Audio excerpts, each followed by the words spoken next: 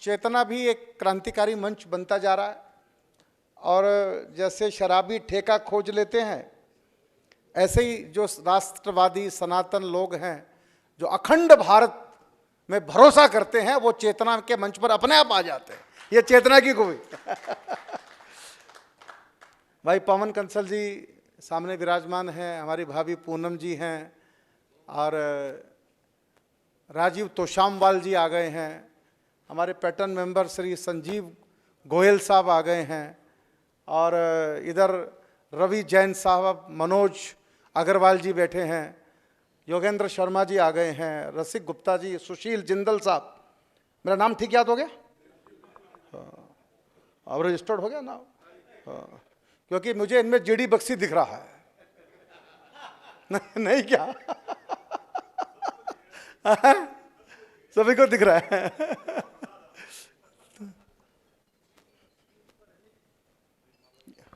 संगीत रागी साहब का फोन तो नहीं? देखो कौन है? हाँ? छोड़ो यार, बाद में कर। आज देश को हम सबकी जरूरत है, और जिस तरह हम आतंकवादियों से लड़े हैं, ऑपरेशन सिंदूर के लिए हमने अपनी दोनों नारी शक्ति को समर्पित करके एक बाहर सेल्फी पॉइंट बनाया है। देखा आप लोगों ने? ये सेल्फी पॉइंट देखने के लिए नहीं है, यहाँ सेल्फी लेनी है, और सेल्फी लेके फिर उसको अपने सोशल मीडिया के ऊपर अपडेट करना है। करेंगे क्या? नहीं करेंगे? हाँ, पड़ोसी को पता लगना चाहिए कि भारत की लड़कियां भी क्या कर सकती हैं, समझ में आना चाहिए। तो इसलिए हमने उन दोनों हमारी बहन बेटियों के चित्र लगाए हैं उस सेल्फी पॉइंट के ऊपर, तो वो चित्र आप सब ले जरूर लें। और हमारे भाई मोहम्मद फैज खान भी आ गए हैं, मैं उनका हृदय से स्वागत करता हूं। आप इनको टेलीविज़न पर देखते होंगे डिबेट के अंदर, जिस प्रकार से ये लठ घुमाते हैं, देखा होगा आपने इनका लठ, इनकी लठबाजी देखी होगी आपने। हाँ, ये भारत माँ के वो बेटे हैं जो 10-20 के तो काबू आते नहीं हैं, 10-20 को तो लठ घुमा के ठीक कर देते हैं, ये बिल्कुल रिपेयर शिपेयर करके ठीक करके आते हैं उनको। तो मोहम्मद फैज खान साहब हमारे मित्र हैं, बड़े पुराने दोस्त हैं। पदयात्रा की गौ माता के लिए हजारों किलोमीटर पैदल चले ये मोहम्मद फैज खान। आज सब क्रांतिकारी लोग हैं चेतना के मंच के ऊपर। तो मैं अब अधिक समय नहीं चाहता कि समय कितना हो गया भाई बताना हमको? 10:30 हो गए। तो आइए, चेतना की परंपरा, हम एक बार अपने स्थान पर खड़े होंगे और गायत्री मंत्र से इस कार्यक्रम को आरंभ करेंगे। थोड़ा सा आवाज को खोलना, ठीक है ना? मन मन में नहीं बोलना। होटल में लगना चाहिए ऊपर जो सो रहे हैं कि यहाँ कुछ हो रहा है। ओम भूर्भुवः तत्सवितुर्वरेण्यं भर्गो देवस्य धीमहि धियो यो नः प्रचोदयात्। ओम भूर्भुवः तत्सवितुर्वरेण्यं भर्गो देवस्य धीमहि धियो यो नः प्रचोदयात्। ओम भूर्भुवः तत्सवितुर्वरेण्यं भर्गो देवस्य धीमहि धियो यो नः प्रचोदयात्। बहुत बहुत धन्यवाद। विराजिए। की जय। मातरम मातरम मातरम। बैठिए। हाउ इज द जोश? लग रहा है आज दम है। मैं तो सोच रहा था कि आप सबको बॉर्डर पे भेज दूं आज। चेतना का एक सेमिनार योगेंद्र शर्मा करवा सकते हैं। योगेंद्र शर्मा की बॉर्डर वालों से दोस्ती है, ये चाहे तो। हाँ, सिंधु पे जाना है?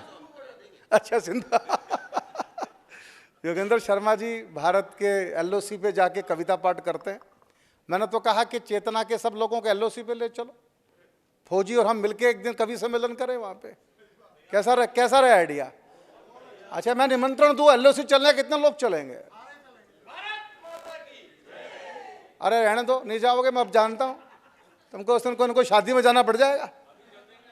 कहो तो चेक कर लो, मेरा भरोसा भी नहीं है, मैं उल्टे पुल्टे काम कर देता हूँ। हाँ, ये लाला जी कह रहे यहीं से चलूं। कमाल है अनिल जी। अच्छा अच्छा, ये लोग राजेंद्र जी कुछ और कह रहे हैं।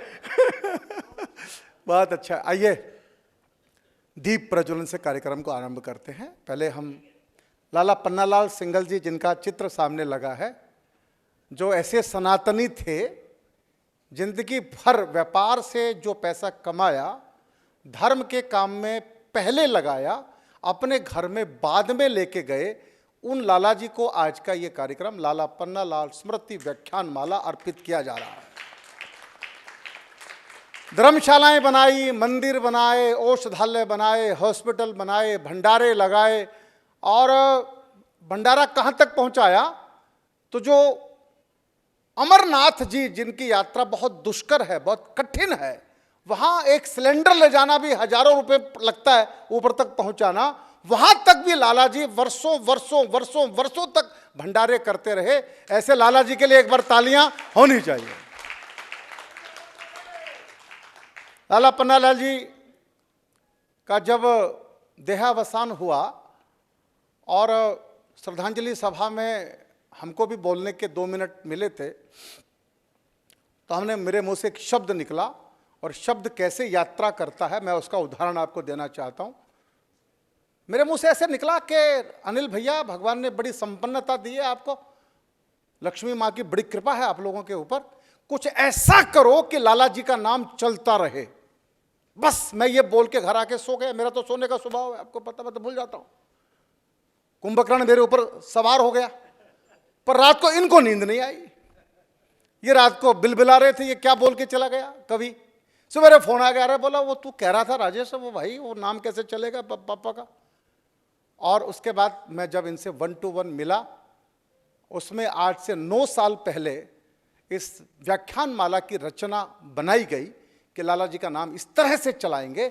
सनातन के जागरण के लिए हम एक व्याख्यान माला शुरू करेंगे, और आज 9 साल की अनवरत यात्रा पूरी हो रही है। इसलिए पन्नालाल सिंघल जी के परिवार के लिए एक बार तालियां तो बनती।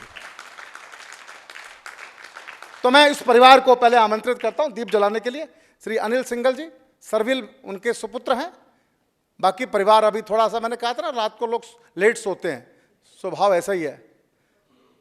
तो ये दोनों आए, पिता पुत्र। अनिल सिंघल जी गोल्डन मसाला कंपनी के चेयरमैन हैं। सरविल उनके क्या बोलते हैं वो, जो राजा अपना राज उसको दे देता है, मैं तो जानता ही था, मैं तो आपसे जानना चाहता, जानते हो कि नहीं जानते, हमको तो ज्ञान पूरा ही है। युवराज है उनके तो। हाँ, तो पहले इन दोनों को मैंने बुलाया, आदरणीय जितेंद्र भैया, जितेंद्र जी भी आ गए हैं।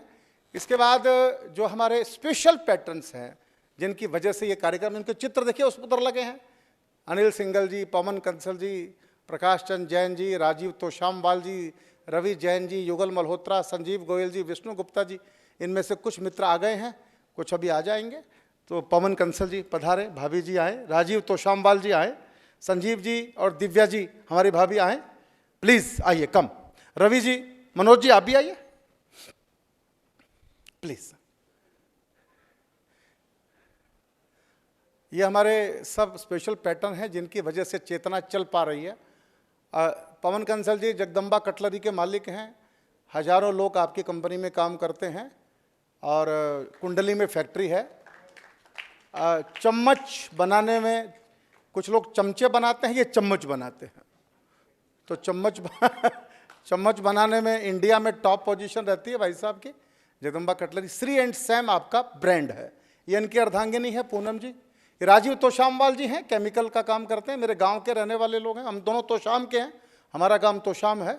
और राजीव भैया वनवासी कल्याण आश्रम एक संस्था है राष्ट्रीय स्वयंसेवक संघ की, उसके आप दिल्ली के अध्यक्ष हैं, तो इनके लिए भी तालियां बजाइए।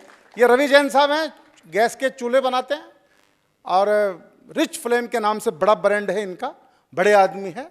और एक आइटम आपका भूल के क्या बोलते हैं उसको आप लोग, एयर मैश भी बनाते हैं रवि भाई, और मॉडल टाउन रहते हैं, बहुत भले आदमी हैं, बहुत पुण्य के काम करते रहते हैं, उनके लिए भी तालियां हो जाए।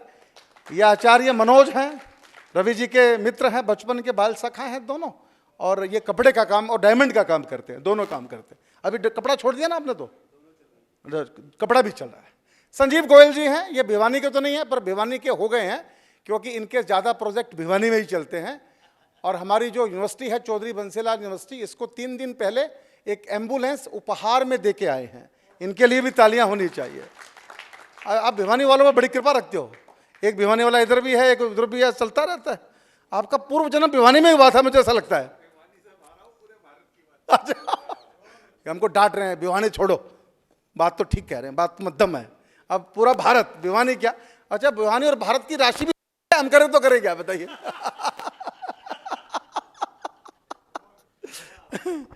वो दिव्या जी हमारी भाभी हैं, राशि तो राम और रावण की भी एक थी। जैसी दृष्टि वैसी सृष्टि, ये कहाँ रावण पे जाके रुके हैं यार, देखो कमाल है। ये और रावण को फूंक दिया दशहरे को भाई। अब आज के हमारे जो स्टार हैं उनको बुलाना चाहता हूं। सबसे पहले हमारे बलोच नेता भाई मीर यार खान, तालियां ऐसी बजाए कि मजा आ जाए दीप जलाने के लिए। आइए। बाबा सत्यनारायण मौर्य, अंतर्राष्ट्रीय कवि, कलाकार, लेखक, चिंतक, वर्ल्ड के फास्टेस्ट पेंटर बाबा सत्यनारायण मौर्य। भारतीय सेना के लोकप्रिय कवि, भीलवाड़ा से पधारे हैं श्री योगेंद्र शर्मा। अरे वाह। एक भारत माता की, भारत माता की। आदरणीय अश्विनी उपाध्याय जी पहुंच गए हैं, और हमारे बड़े भाई होते हैं, सुप्रीम कोर्ट के लीडिंग एडवोकेट हैं। आपका स्वागत है भाई साहब, वेलकम, आपका इंतजार कर रहे थे। और उसके बाद भाई गौ भक्त, राष्ट्रवादी मुस्लिम नेता, और टेलीविजन डिबेट में जिनको हम सुनते हैं, ऐसे हमारे सनातनी मुस्लिम भाई श्री फैज अहमद खान, फैज मोहम्मद खान।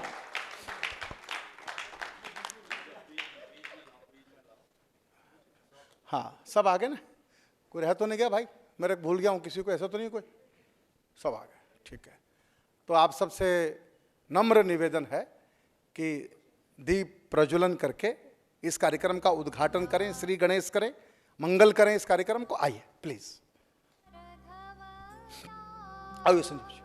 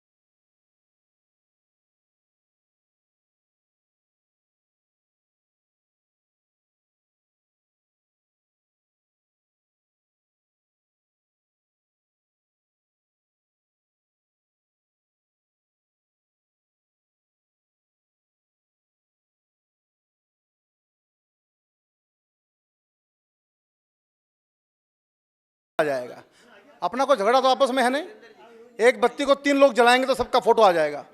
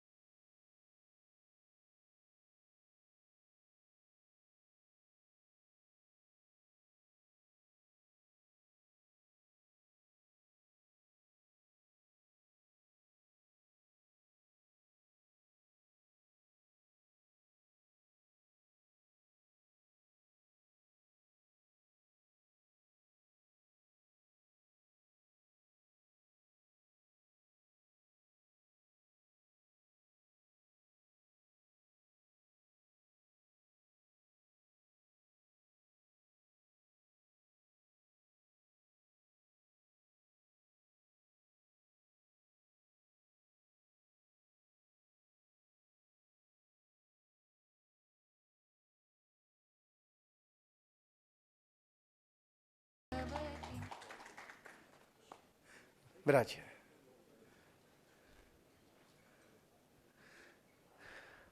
माँ सरस्वती की वंदना के साथ हमने इस कार्यक्रम को आरंभ किया और आज हमारी लॉटरी लग गई, क्योंकि अश्विनी उपाध्याय जी का आज कार्यक्रम बाहर था, उनको आज इस कार्यक्रम में उपस्थित नहीं रहना था, उनकी हमको स्वीकृति नहीं मिली थी। लेकिन भगवत इच्छा तो भगवत इच्छा है। फिर जब चेतना की पुकार हो, चेतना के लोग इतने लोग आवाज़ दे रहे हो, तो भगवान ने क्या किया, जिनका कार्यक्रम था रात को उनके सपने में चेतना के लोग दिखाई पड़े। उन्होंने सुबह भाई साहब को फ़ोन किया, ये कार्यक्रम 2-3 हफ्ते के लिए हम पोस्टपोन करते हैं, हमारी लॉटरी खुल गई, मैं आ जाओ। अब हमारे यहाँ पधारिए, एक बार तालियां हो आदरणीय अश्विनी उपाध्याय जी के लिए। अब समय आ गया कि ये मंच पर मैं प्राण प्रतिष्ठा करूं अपने अतिथियों की। हाँ, प्राण प्रतिष्ठा ही होती है आजकल, तो नहीं होती क्या? तो मैं एक एक करके बुलाता हूं। सबसे पहले हमारे बीच में उपस्थित हों कार्यक्रम के अध्यक्ष महोदय, विश्वविख्यात कवि, चित्रकार, चिंतक, लेखक बाबा सत्यनारायण मौर्य।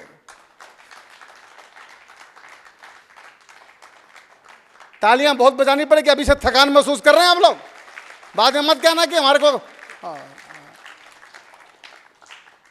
और इसके बाद मैं जिनको बुलाना चाहता हूं वो आजकल सोशल मीडिया पे छाए रहते हैं, हर सनातनी उनको देखता है और दूसरे लोग ज़्यादा देखते हैं। तो ऐसे श्री अश्विनी उपाध्याय जी, जो सुप्रीम कोर्ट के लीडिंग एडवोकेट है, अश्विनी जी का स्वागत किया जाए। और उसके बाद एक गौ भक्त, हमारे राष्ट्रीय मुस्लिम मंच के ऐसे प्रवक्ता मोहम्मद फैज खान।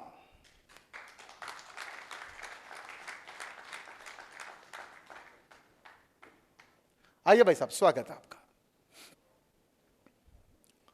और उसके बाद मैं बुलाना चाहता हूं एक अंतर्राष्ट्रीय कवि, भारतीय सेना के लोकप्रिय कवि, भीलवाड़ा से पधारे श्री योगेंद्र शर्मा जी को।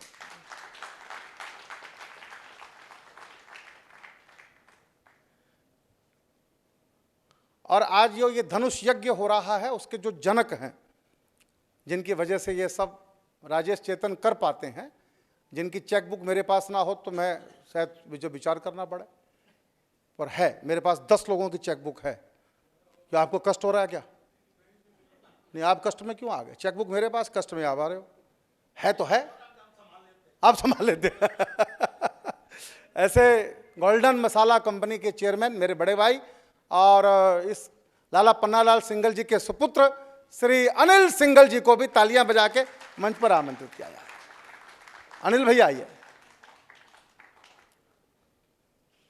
प्रोफेसर संगीत रागी 10 मिनट में हमारे बीच में होंगे और तब हमारा ये पैनल पूरा हो जाएगा। संगीत रागी जी पहुंचने वाले हैं। तो एक बार सब अतिथि मंच पर विराजमान हो गए हैं, इनकी प्राण प्रतिष्ठा मैंने कर दी है, तालियां बजानी थी आपको।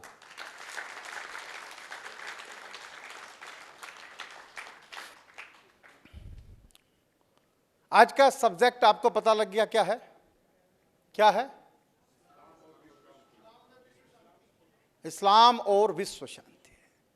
जब युद्ध चल रहा हो तो ये सब्जेक्ट कैसा लगा आपको? ठीक लगा कि नहीं? इस पर बात होनी चाहिए कि नहीं होनी चाहिए? हाँ, होनी चाहिए, इसलिए ये सब्जेक्ट रखा गया है। मित्रों, दुनिया में 2 तरह के धर्म है, बात समझना। एक धर्म वो है जो भारत में जन्म लिया, भारत में पैदा हुए। एक धर्म वो है जो भारत के बाहर पैदा हुए। भारत में कौन कौन से धर्म पैदा हुए? सनातन और जैन और बौद्ध और सिख, और बताओ? सारे ही हैं। तो ये जो भारत में जो धर्म जन्म लिया, एक तरफ वो धर्म है, एक वो है जो भारत से बाहर पैदा हुए। इस्लाम भारत में पैदा हुआ कि बाहर पैदा हुआ? बाहर पैदा हुआ। तो आज ये चर्चा हम विस्तार से करेंगे अपने अतिथियों के बीच में, और एक एक करके मैं सब अतिथियों को आपके बीच आमंत्रित करूंगा। और हमारी एक परंपरा है कि हम गत वर्ष के व्याख्यान का इस बार में उसकी पुस्तक बना के लोकार्पण करेंगे। तो जिन्होंने यह पुस्तक तैयार की है उनको मैं आगे बुलाना चाहता हूं। श्री नरेश सांडिल्य जी, देश के लोकप्रिय कवि और ये पुस्तक के संपादक, वो आगे की सीट पर आके स्थान लें। एक बार तालियां नरेश सांडिल्य जी के लिए होनी चाहिए। नरेश जी आइए। नरेश जी ने ये पुस्तक तैयार की है और ये पुस्तक का हम लोकार्पण भी आज करेंगे। ये पुस्तक है श्री अश्वनी उपाध्याय जी का पिछले वर्ष का व्याख्यान, और आज जो व्याख्यान होगा संगीत रागी जी का, उसका हम प्रकाशन करेंगे 2026 में। ये परंपरा हम लोग लगातार चला रहे हैं, तो वो हमारा 10वां व्याख्यान होगा। तो ये परंपरा आगे भी यूं ही चलती रहेगी। अनिल सिंघल जी की बड़ी इस मामले में वो रहती है कि राजेश जी लगातार इस कार्यक्रम को करना चाहिए। तो अब इस कार्यक्रम को आगे बढ़ाते हुए, और मैं सबसे पहले, क्या हुआ? हाँ?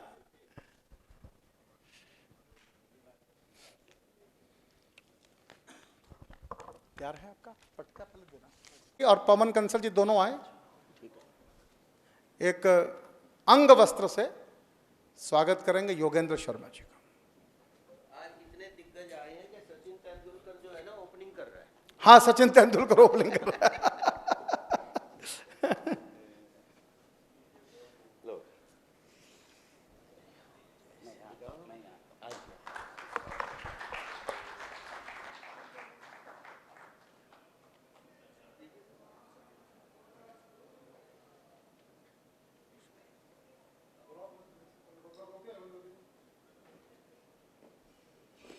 बस एक सेकंड, संगीत रागी जी भी आ गए, आपको सुनेंगे वो भी, बस प्रवेश कर रहे हैं। आ गए? अच्छा, ओ आदरणीय, एक बार सब तालियां बजाएं जोरदार। प्रोफेसर संगीत रागी जी हमारे बीच उपस्थित हुए हैं। हमारे बड़े भाई हैं, आदरणीय हैं, दिल्ली विश्वविद्यालय में पॉलिटिकल साइंस डिपार्टमेंट के हेड ऑफ द डिपार्टमेंट है, और टेलीविजन डिबेट पे तो आप देखते हो कैसे लोगों की कुटाई करते हैं। ये आपने इनको रोज देखते हैं आप, संगीत रागी जी को। भाई साहब, मैं एक बात चुनौतीपूर्ण कह सकता हूं, इनमें से एक व्यक्ति को बुलाना बहुत कठिन है। चेतना भाग्यशाली है, आज हमारे पास 6 हैं, और एक साथ में भी सामने बैठे हैं, उनको तो मंच पे मैं बुला नहीं सकता। आइए योगेंद्र जी, आपका स्वागत।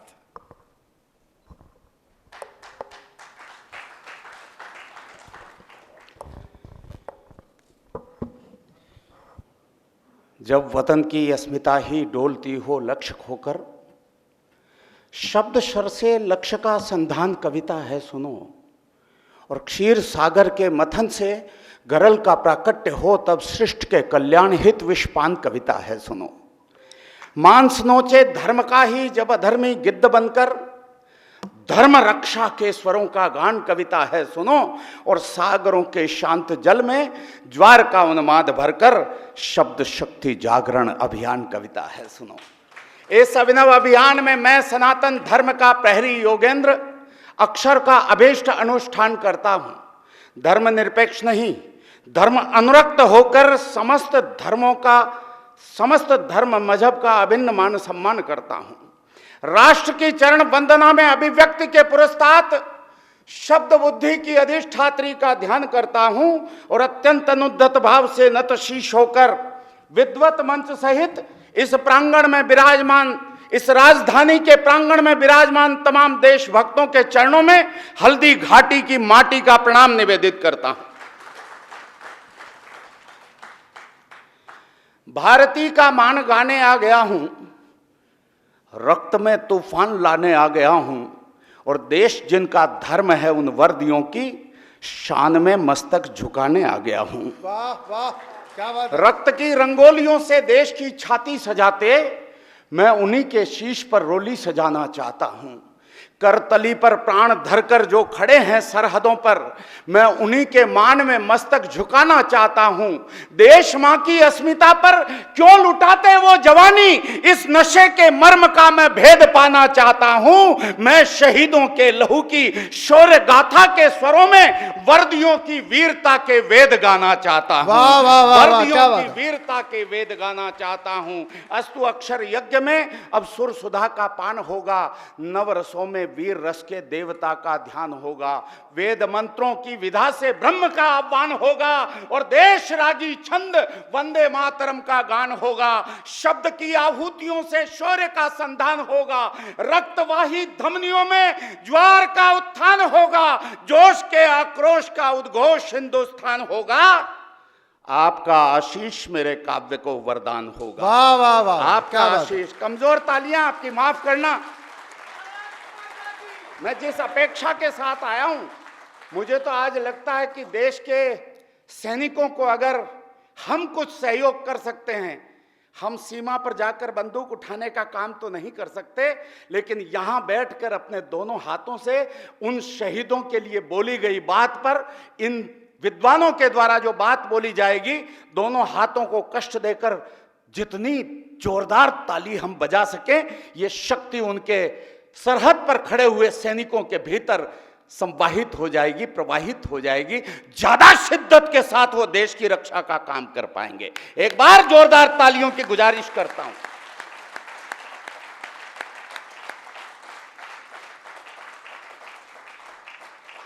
चार पंक्तियां इसलिए कहना चाहता हूं कि कुछ लोग हैं जिन्हें सुना देना चाहता हूं। देश रक्षा के लिए तत्पर लहू की आपने तासीर पहचानी नहीं है। वो धधक कर जो रगों में दौड़ता है, शेरनी का दूध है, पानी नहीं है। सरहदों पर शान से सन्नद्ध मानी, सरहदों पर शान से सन्नद्ध मानी, सैनिकों का नूर बेमानी नहीं है। वर्दियों की वीरता को दो सलामी, विश्व में इनका कोई सानी नहीं है, विश्व में इनका कोई सानी नहीं है। आज इतने विद्वान लोग बैठे हैं मंच पर, मेरी भूमिका बहुत छोटी सी है, लेकिन एक महत्वपूर्ण विषय इन लोगों के ध्यान में आना चाहिए, आप लोगों के ध्यान में आना चाहिए। भीलवाड़ा से यात्रा करके मेरे आने का प्रयोजन सार्थक हो जाएगा, ऐसा मैं प्रयास करूंगा। विषय पर तुरंत आना चाहता हूं क्योंकि मेरे पास समय की सीमा है। 81,000 वर्ग किलोमीटर का क्षेत्र कश्मीर का पाकिस्तान के कब्जे में है, जिसे पीओके कहते हैं। 43,000 वर्ग किलोमीटर का क्षेत्र चीन के कब्जे में है। 54% कश्मीर हमारे पास नहीं है। ये नक्शा जो हमें बताया जाता है, मेरी तरफ से कोई बात नहीं कहना चाहता। दोनों सदनों में प्रस्ताव पारित है, सर्वसम्मत प्रस्ताव पारित है, एक भी मत विरोध में नहीं पड़ा है। हम हमारी जमीन वापस लेकर रहेंगे। मैं तब अपनी आवाज को बुलंद करना चाहता हूं। बड़ी बड़ी समस्याएं देश में हो सकती है, लेकिन मेरे ध्यान में जो समस्या है, पहली 2 पंक्तियां उस समस्या को लेकर रखता हूं। अगर आगे से पीछे तक के लोग, चेतना के लोगों में चेतना आ जाएगी, अगर मुझे आशीर्वाद मिला तो मैं इस तरफ आगे बढ़ूंगा, नहीं तो वहां जाकर बैठूंगा। निवेदन करता हूं, मैं तो श्रोता के रूप में आया हूं, निवेदन करता हूं। एक गाड़ी किसी हमारे मित्र की है 7954, गलत लगा दी। होटल वाले शिकायत कर रहे हैं, उसने सब डिस्टरबेंस पैदा कर दिया है। जिस भाई की हो, ग्रीन इलेक्ट्रिक गाड़ी है EV 7954, उसको जाके ठीक कराए। भाई साहब आ जाए। एक ही श्रोता था जो उठ के जा रहा है, आएगा अभी। मैं निरंतर करता हूं, जिस समस्या की तरफ मैं ध्यान दिलाना चाहता हूं, मुझे आशीर्वाद देना, मुझे बस इतना बता देना कि मैं इस तरफ कदम बढ़ा दूं। निवेदन करता हूं। हार नहीं मानी थी हमने युग के चांद सितारों से, हार नहीं मानी थी हमने युग के चांद सितारों से, लेकिन अक्सर हार गए हम घर के ही गद्दारों से। मुझे अच्छा लगा। जो लोग खामोश रहे उनको भी एक आधा मिनट में बता देता हूं। कटते हुए वृक्ष से कुल्हाड़ी ने कहा, वृक्ष तुम्हारी तो नियति ही कटना है। चित्र बनाता हूं मैं। कटते हुए वृक्ष से कुल्हाड़ी ने कहा, वृक्ष तुम्हारी तो नियति ही कटना है। मैं जब तुम्हें काट रही हूं तो इतना दर्द क्यों हो रहा है? वृक्ष ने जवाब दिया, कुल्हाड़ी, मेरे ही वंश का अंश जब मेरे विध्वंस का कारण बन गया हो और यह दंश मुझे मेरी छाती पर झेलना पड़ रहा हो तो दर्द होना स्वाभाविक है। ये जो हत्ता तुम्हारा साथ दे रहा कुल्हाड़ी, ये मेरे कुल की औलाद है, मेरे वंश की औलाद है। ये तुम्हारा साथ नहीं देता तो तुम मुझे काट नहीं। सैल्यूट आपको, सैल्यूट चेतना। बहुत अच्छे योगेंद्र जी, वाह वाह। बढ़ता हूं मैं, सुनिएगा। हार नहीं मानी थी हमने युग के चांद सितारों से, लेकिन अक्सर हार गए हम घर के ही गद्दारों से। इसीलिए दो मुल्क हमारी धरा दबाए बैठे हैं, सैनिक योद्धा निज पौरुष की त्वरा दबाए बैठे हैं। भाल भारती माँ का है ये बस केवल कश्मीर नहीं, स्वाभिमान की स्वर्ग धरा है, असुरों की जागीर नहीं। जहां मुखर्जी का बलिदानी घोष गूंजता नारों में, ब्रिगेडियर उस्मान दफन है घाटी के गलियारों में। जिस धरती पर लौह पुरुष की गौरव गाथा अंकित है, खंड खंड भूखंड जोड़कर भारत माता अंकित है। वाह, पाक चीन के व्यतिक्रम वाला, पाक चीन के कब्जे वाला, पाक चीन के कब्जे वाला वो कश्मीर हमारा है। भारत मां का मस्तक हमको प्राणों से भी प्यारा है। वाह, बात करो, वाह। इस एक पंक्ति पर मुझे आपकी अतिरिक्त चेतना चाहिए। कई लोग ऐसे हैं जिनके सामने मैं पहली बार खड़ा हूं, और प्रमुख लोगों में कुछ लोग हैं जिनके समक्ष पहली बार खड़ा हूं। तब निवेदन करता हूं, उजियारे की उत्कंठा थी हर दीपक हर बाती में। कितने घाव किए हमने ही भारत मां की छाती में। क्यों आखिर नेतृत्व देश का समझौतों में हार गया? कितने गाफिल निकले हम, वो घर में घुसकर मार गया। कायरता की कालिख पोती वीरों के बलिदानों पर, कितने शूल सजाए हमने फूलों के गुलदानों पर। अरे कुल्हाड़ी मारी हमने खुद अपने ही पांवों पर, अरे कुल्हाड़ी मारी हमने खुद अपने ही पांवों पर। लाल बहादुर खोया हमने ताशकंद के भावों पर। जिस डाली पर बैठे थे हम, जिस डाली पर बैठे थे हम, उसको खुद ही काट लिया और नेहरू जिन्ना बनकर हमने भारत मां को बांट लिया। क्या बात, वाह भाई साहब, बहुत खूब, वाह। सैल्यूट है आपको। आजादी की तस्वीरों में लाल लहू की धारा है, आजादी की तस्वीरों में लाल लहू की धारा है। भारत मां का मस्तक हमको प्राणों से भी प्यारा है। वाह।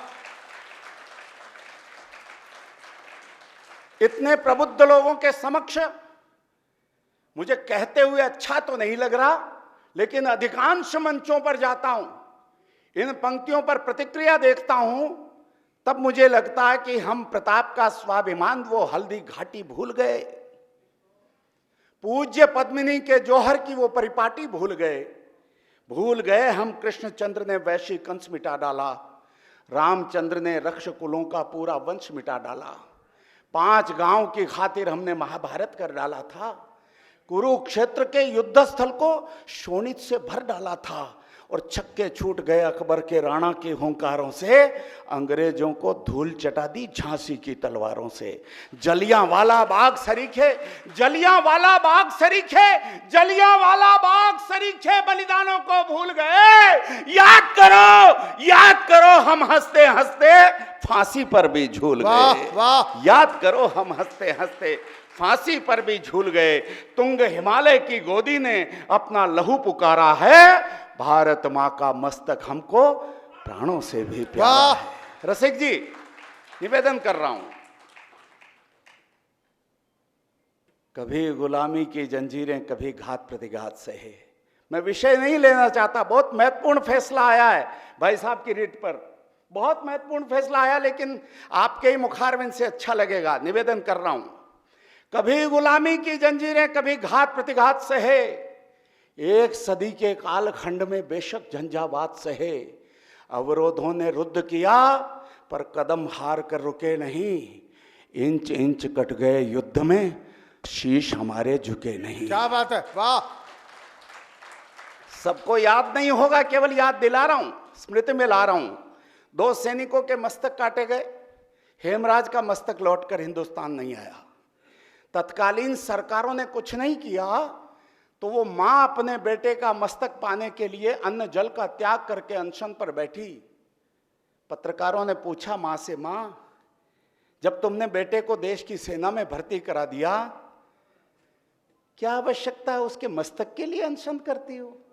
मां ने कहा, बेटा मैं जानती हूं जिस दिन मैंने उसको सेना में भर्ती कराया था उस दिन मैंने उसके प्राण देश पर न्यौछावर कर दिए, लेकिन आखिर तो उसकी मां हूं। 9 महीने तक इस कोख में मैंने उसका पालन पोषण किया है। क्या उसके बलिदान के बाद उसके माथे को चूमने का अधिकार एक मां को नहीं मिलेगा? वाह वाह। पत्रकार जिद्दी था संजीव जी। पत्रकार ने पूछा, मां मस्तक मिल गया तो क्या कर लोगी? मां का जवाब सुनिए साहब। मां ने कहा, बेटा उसका मस्तक मैं मेरे लिए नहीं चाहती थी, अरे मैं तो ये देखना चाहती थी कि देश के दुश्मन जब सामने खड़े थे तो उसकी भ्रिकुटी का तनाव कैसा था, देश के दुश्मन जब सामने खड़े थे तो उसके जबड़ों की कसावट कैसी थी, देश के दुश्मन जब सामने खड़े थे तो उसकी आंखों में उतरे हुए खून की लालिमा कैसी थी, और देश के दुश्मन जब सामने खड़े थे तो उसके माथे पर स्वाभिमान की रेखाएं कैसे चमक रही थी। क्या बात है योगेंद्र जी। अपने नन्हे 6 वर्ष के पोते को बताना चाहती थी कि देश के दुश्मन जब सामने खड़े हों तो देशभक्तों के चेहरे की भाव भंगिमा कैसी होनी चाहिए। क्या कहा, वाह वाह। हमने पर्वत चीर दिए थे नाखूनों की धारों से। कुछ 1 वर्ष के समय के बाद, एक कवि की कल्पना पे जाइएगा, 1 वर्ष के बाद लगभग वही पत्रकार उस मां से मिलता है, मां तुम्हारे बेटे का मस्तक तो लौटकर हिंदुस्तान अब कभी नहीं आएगा। मां ने कहा, बेटा तुम क्या बात करते हो, कैसे कहते हो? पत्रकार ने कहा, मां मेरे जानने में आया है, जानकारी में आया है कि तुम्हारे बेटे के मस्तक पर पाकिस्तान में शोध किए जा रहे हैं, अनुसंधान किए जा रहे हैं कि आखिरकार ये हिंदुस्तान के सैनिक के मस्तक में ऐसी क्या खास बात होती है, ये कट तो जाते हैं लेकिन झुकने के लिए तैयार नहीं होते हैं। बात हो। आभार आपका। हमने पर्वत चीर दिए थे नाखूनों की धारों से, नील गगन गुंजाया हमने भारत के जयकारों से। कदम कदम पर भारत मां की गर्वित अमर कहानी है, मत भूलो प्रणवीर प्रतिज्ञा जो संसद में ठानी है। सूर्य वंश की तरुणाई में जागी जबर जवानी है, सूर्य वंश की तरुणाई में जागी जबर जवानी है। समझौतों में हार गए वो धरती वापस लानी है। क्या बात है, वाह। समझौतों में हार गए वो धरती वापस। आपकी प्रतिबद्धता से लग नहीं रहा। 24 घंटे में यह काम हो सकता है अगर आप सबके भीतर प्रतिबद्धता आ जाए। निवेदन करता हूं, कश्मीर के जर्रे जर्रे पर अधिकार हमारा है। मैं अपने कश्मीर की बात नहीं कर रहा। पीओके में जो माताएं रोज शाम को सोते समय 10-10 रोटी ज्यादा बनाकर सोती हैं कि न जाने कौन सी रात ऐसी होगी कि भारत की सेनाएं पीओके में आएगी, हमें फिर भारत माता की गोद में रहने का सौभाग्य प्राप्त हो जाएगा। क्या बात है, वाह वाह। कश्मीर के जर्रे जर्रे पर अधिकार हमारा है, भारत मां का मस्तक हमको प्राणों से भी प्यारा है।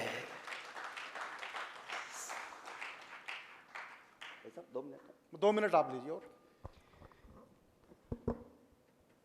जिनका पौरुष मर जाता है वे जीते जी मर जाते हैं। आपके मेरे संबंधी भाई बंधु परिवार के लोग हो सकता है सीमा पर न हों, लेकिन अभी अभी 3-4 दिन पहले मेंबर बने हैं हमारे भाई साहब, नाम में ओम जी भाई साहब, ओम जी गुप्ता साहब, डिफेंस से ही रिटायर्ड हैं और चेतना के मेंबर बने हैं। भाई साहब बैठे हैं इसलिए पंक्तियां कहता हूं, सुनिएगा। जिनका पौरुष मर जाता है वे जीते जी मर जाते, और जिनके बाजू नहीं भड़कते वही नपुंसक कहलाते।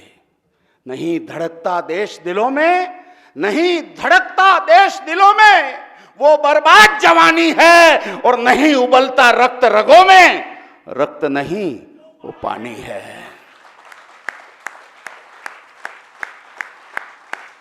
बाबा की भाषा में बात करता हूं। बाबा सत्यनारायण मौर्य यहां पर विराजमान है। संघर्षों के विवस्वान तुम अंधकार से युद्ध करो, देश विरोधी दुराचरण को पौरुष बल से रुद्ध करो, वक्त पड़े तो अरिशोणित से श्वेत धरा को लाल करो, प्राण प्रतिज्ञा प्रतिपालन से जग में ऊंचा भाल करो, हिंसक दंभी दुष्ट दरिंदे दुश्मन का मद चूर करो, या तो शीश कुचल डालो या झुकने पर मजबूर करो, या तो शीश कुचल बहुत अच्छा, या झुकने पर मजबूर। मेरे कहने से युद्ध रुकता है क्या? मेरे कहने से युद्ध होता है क्या?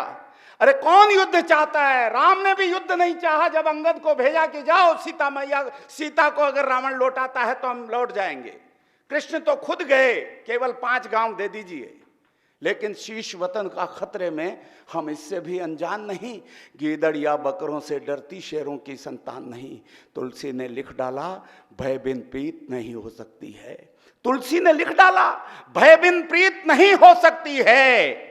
युद्ध घोष के बिना हमारी जीत नहीं हो सकती। बहुत अच्छे, युद्ध ठान कर सीमाओं पर कदम बढ़ाना ही होगा, अरिमुंडों से चामुंडा का वक्ष सजाना ही होगा। जिस दिन भारत गीदड़ या बकरे की मुंडी काटेगा, पाक चीन क्या अमेरिका भारत के तलवे चाटेगा। वाह, बहुत खूब, वाह, आभार। खास पंक्ति पर आ रहा हूं, एक एक व्यक्ति का हाथ खुला हुआ चाहता हूं। धीरज का अतिरेक किया तो भूल बड़ी कर जाओगे। वाह, ये जो शाम की खबरें थी ना, मुझे आहत करती है, क्योंकि एक जानवर होता है जैसे श्वान कहते हैं, उसकी दुम सीधी नहीं हो सकती। लातों के भूत, मैं निवेदन कर रहा हूं, धीरज का अतिरेक किया तो भूल बड़ी कर जाओगे। भावी पीढ़ी प्रश्न करेगी, क्या उत्तर दे पाओगे? विश्व गुरु का सपना भी साकार तभी कर पाओगे। विश्व गुरु का, एक एक हाथ खुले, विश्व गुरु का सपना भी साकार तभी कर पाओगे, पीओके में अमर तिरंगा खुद जाकर फहराओगे। बहुत अच्छे, वाह वाह।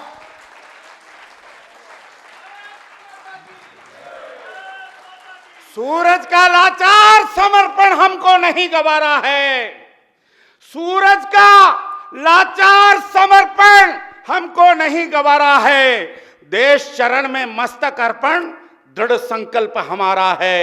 नेत्र तीसरा खोलो शंकर, नेत्र तीसरा खोलो शंकर, तप्त लहू की धारा है, और भारत मां का मस्तक हमको प्राणों से भी प्यारा है। परिस्थितियां इसलिए बनी है, तालियां बजाएं साहब, वाह। परिस्थितियां इसलिए बनी है महानुभाव,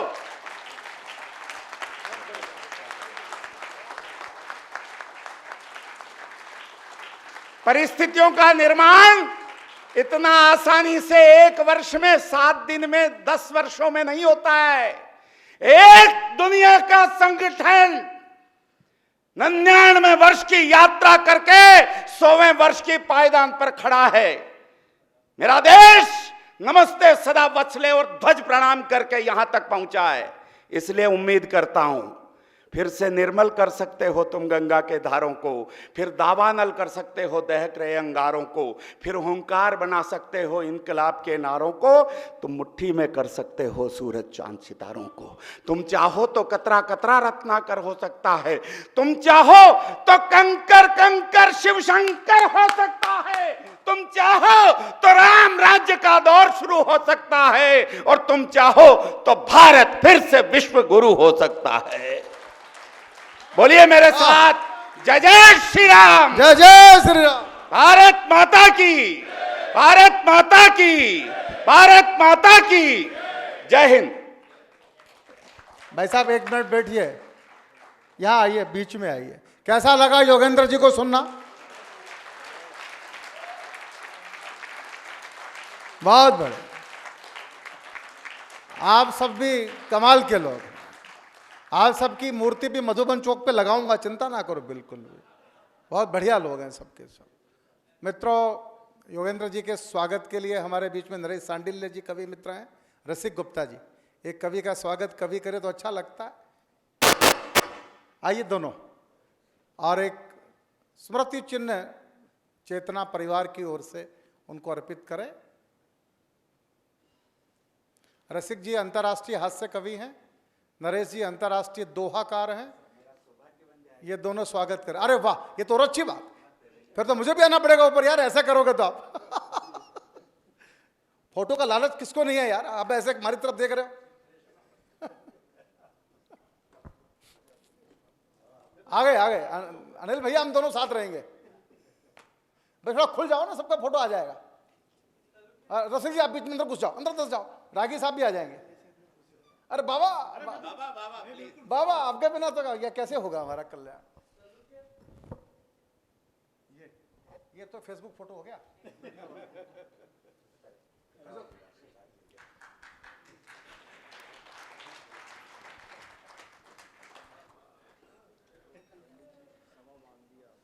योगेंद्र जी को बहुत साधुवाद। मैंने इस बार इनको कहा है कि जब आप इस बार जाओ एलओसी पे सीमाओं पर, तो चेतना के 5-7 लोग जो हमसे सबूत मांगते हैं उनको साथ लेके जाना, 2-3 को वहीं छोड़ आना। देखे वो कैसे गोले चलते। अरे 2 आए थे भाई साहब, वो मेंबर बने नहीं अभी। बोले बताओ क्या करते हो चेतना वालों, तो मैं कहा एलओसी भेजेंगे आपको, देख के आओ क्या करते हैं हम लोग। बहुत अच्छा लग रहा है योगेंद्र जी को सुनना अपने आप में। और अब हम जिस तरफ ले जा रहा हूं मैं इस मंच को, वो एक ऐसे राष्ट्रवादी रहीम रस खान की परंपरा के। भारत आज का विषय वही है, इस्लाम और विश्व शांति। उस विषय को ओपन करेंगे, विषय को प्रवर्तन जो करेंगे। वो उनका जन्म रायपुर में हुआ, पॉलिटिकल साइंस में और हिंदी साहित्य में एमए पीएचडी हैं वो। नाम होता है मोहम्मद फैज खान। और एक पुस्तक लिखी इस्लाम और गाय माता, ये उन्होंने एक पुस्तक भी लिखी। और कन्याकुमारी से लेह तक, और लेह से लेके फिर माता वैष्णो देवी तक 30 महीने में 15,000 किलोमीटर पैदल चले। इनका नाम है मोहम्मद फैज खान। 30 महीने में 15,000 किलोमीटर पैदल चले। और टेलीविजन डिबेट पे आप उनको देखते हैं वो किस तरह से अपना विषय रखते हैं। और मोहम्मद फैज खान साहब, हाँ, एक संस्था है मुस्लिम राष्ट्रीय मंच, उसमें एक गौ सेवा प्रकोष्ठ है, उसके आप राष्ट्रीय संयोजक भी हैं। टेलीविजन डिबेट में जाते हैं आप बात करने के लिए लोगों से। और ऐसे भाई मोहम्मद फैज खान आज इस्लाम और विश्व शांति विषय पर अपनी बात करेंगे। एक बार सब तालियां बजाएं मोहम्मद फैज खान साहब के लिए। और मैं भाई रवि जैन से और मनोज जी से प्रार्थना करूंगा कि आके एक अंग बस्ते से हमारे भाई मोहम्मद फैज खान का स्वागत करें।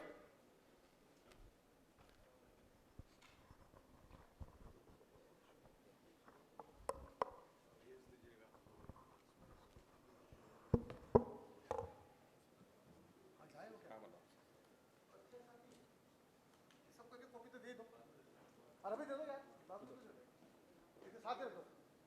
बाबा से पूछो, बाबा ये किताब हम आपकी बांट रहे हैं सबको, कोई दिक्कत नहीं है।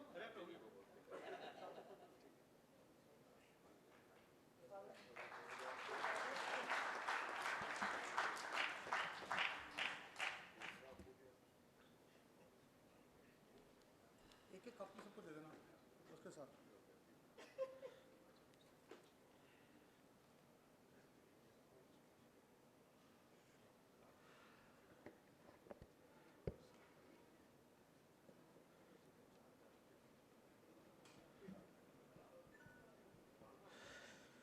बिस्मिल्लाहिर्रहमानिर्रहीम।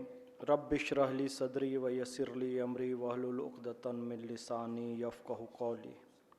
बिरादरान हिंद, अस्सलामु अलैकुम रहमतुल्लाहि व बरकातहू। जय श्री राम, भारत माता की जय, वंदे मातरम, जय हिंद। स्वामी विवेकानंद ने एक बात कही थी, इस्लामी शरीर और वेदांती मस्तिष्क भारत के विकास की आशा है।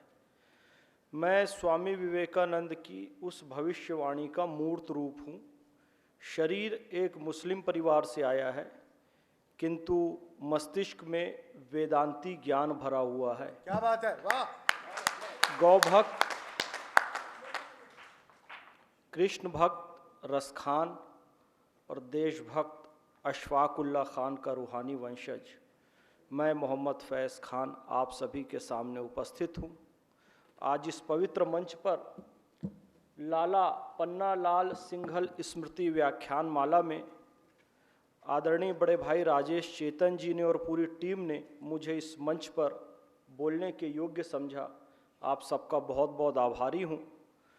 मेरे गुरुजन और मेरे बड़े वरिष्ठ जन यहाँ पर बैठे हुए हैं, जिनसे मैंने बहुत कुछ सीखा है। ऐसे मैं तो उन्हें आदरणीय नहीं श्रद्धेय कहता हूँ। बाबा सत्यनारायण मौर्य जी, बहुत कुछ इनसे सीखने मिला। इनसे सीखा हुआ अगले 10, 15, 20 मिनट में कुछ बोलूँगा। सीखता रहता हूँ गुरुजनों से। डिबेट मैं नहीं कहता हूँ, पहले डिबेट देखता हूँ, विद्वानों को सुनता हूँ, उसके बाद उन्हीं की कही हुई बातों को अपने शब्द में कहता हूँ। ऐसे अश्वनी उपाध्याय जी, हमारे बड़े भैया, आपका आशीर्वाद सदा हम पर बना रहे।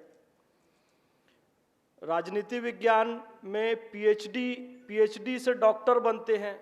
सर मैं कंपाउंडर हूं, मैंने एमफिल किया है, अभी डॉक्टर नहीं बना हूं। तो डबल एमए है मेरा राजनीति विज्ञान हिंदी साहित्य में, और एमफिल है राजनीति विज्ञान में। और प्रोफेसर संगीत रागी साहब चाहेंगे तो पीएचडी भी इंशाअल्लाह कर लूँगा। तो ऐसे हमारे आदरणीय प्रोफेसर संगीत रागी साहब, आदरणीय योगेंद्र शर्मा जी को आप सुन चुके हैं, बहुत ही बेहतरीन। गो भक्ति से इनका भी रिश्ता है, मेरा भी रिश्ता है। पूरा आदर और सम्मान अनिल सिंघल साहब का। आप सभी को धन्यवाद, यहाँ पर उपस्थित सभी माताओं बहनों भाइयों को धन्यवाद। देखिए राजेश भैया, आपने एक्यूरेसी की बात की कि एक्यूरेट मारा, और कर्नल सोफिया कुरैशी और विंग कमांडर व्योमिका सिंह ने भी कहा था हमने एक्यूरेसी और फोकस्ड मारा है, इधर उधर नहीं मारा है, आम जनता को हमने नहीं मारा है। ये हमारी विशेषता है। हम लोग आज से एक्यूरेट नहीं हैं, और हमारी एक्यूरेसी को आज से कंफ्यूज नहीं किया जा रहा है, प्राचीन काल से है। देखिए हमारे पास क्या है, चतुराधिकम शतमष्ट गुणम द्वाषष्टिस्तथा सहस्त्राणाम अयुद्वैस विषकंभस्य आसन्नो वृत्त परिणाह। ये पाई का मान है, पाई का मान है, ये वैदिक मान है, ज्योमेट्री। आप इसको समझिएगा कि हम कितने एक्यूरेट प्राचीन काल से ही हैं। आर्यभट्ट ने ये बात कही कि 100 में 4 जोड़ो तो 104, उसको 8 से गुणा करो तो 832, उसमें 62,000 जोड़ो तो 62,832। ऐसे वृत्त की परिधि है जिसका व्यास 20,000 है, तो 62,832 बटे 20,000 बराबर 3.1416। ये पाई का एक्यूरेट मान है, ध्यान देना, 3.1416। पृथ्वी प्राकृतिक सर्कल है, किसी मनुष्य ने नहीं बनाया है। पृथ्वी प्राकृतिक सर्कल है, वृत्त है, जिसकी परिधि 40,075 किलोमीटर और व्यास 12,756 किलोमीटर। तो जब 40,075 भागित 12,756, तो उत्तर वही आता है 3.1416, जो कि आर्यभट्ट ने पाई का मान दिया, बिल्कुल एक्यूरेट। लेकिन इटली वालों ने भैया कंफ्यूज किया राजेश भैया।